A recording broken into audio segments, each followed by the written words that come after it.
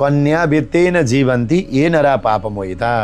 जो मनुष्यले कन्याको धनले जीवन निर्वाह गर्दछ भने त्यस्ता मनुष्यहरू सारा संसार प्रलय नभएसम्म नरकमा बस्दछन्, दुःख पाउँदछन्। ला महात्म्यमा त के पो भन्यो, के भन्यो यहाँ?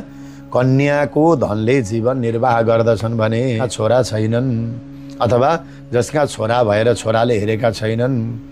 छोरी कन्या दान भनेको छ। जस्तो कहिलेकाहीँ हामी छोरीलाई यति दिएँ भनेर भन्छौँ, छोरीलाई यो भाग, छोरीको यो भनेर हामी दिन्छौँ नि, त्यो चाहिँ नखाइदिनु। त्यो कन्यादानम, त्यो चाहिँ के हो त? दान गरिदिएको। छोरीलाई यति दिन्छु भनेर हामीले जुन वचन दिएका छौँ भने त्यो चाहिँ छोरीको हो, त्यो चाहिँ नखाइदिनु। अब छोरी विदेश गए, ज्वाइँले विदेश लिएर जानुभयो, छोरीले उतै पैसा कमाउन थालिन्, हजुरले दिएको पैसा छैन, हजुरले दिएको गिफ्ट उपहार जे दिनुभएको थियो कन्यादान गर्दाखेरि त्यो चिज छैन, महिनै पछि